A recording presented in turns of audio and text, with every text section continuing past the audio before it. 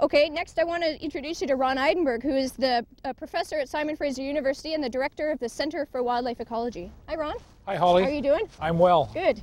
So can you tell us what you think is important about what is vital for research for conservation of shorebirds? Well, what we especially need to know to conserve shorebirds is more knowledge. Our basic understanding of the needs of a lot of these species is still really rudimentary. There's lots of things we don't know. In some cases, we barely have population estimates. We don't know how many numbers of birds there are, and we know very little about some of their ecology. We need a lot more knowledge.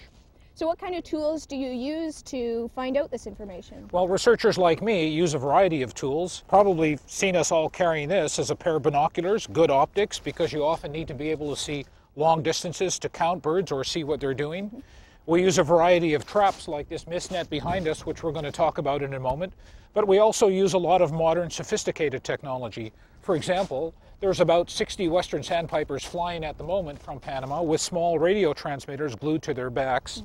And we're listening to find out just when and where those birds are going.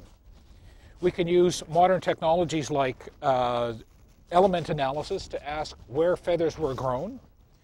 Western sandpipers grow their flight feathers on the wintering areas, and so we're able to analyze that and get a fingerprint that tells us exactly where they spent the winter.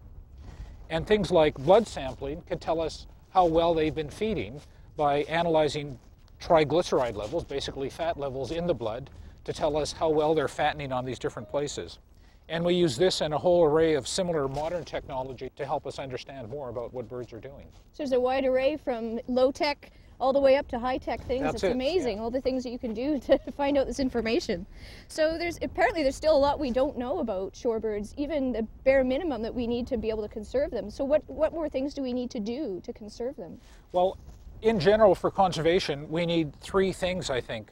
We need especially more knowledge, which I've already mentioned.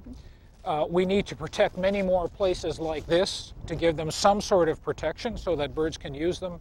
And I think perhaps most importantly, we need better awareness. And that's what programs like this are for, to help bring an awareness for what all of these things, how important all of these places are for these magnificent migrations that birds are undertaking.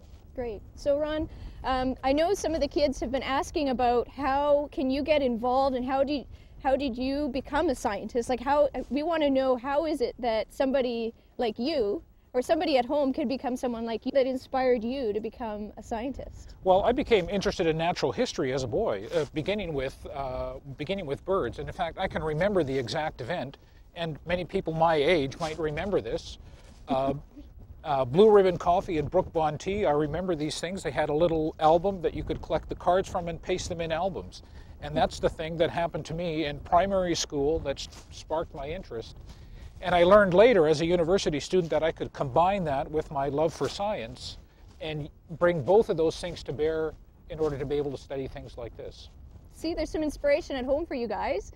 Somebody who started out as someone your age and has now become a scientist. So see, it's possible.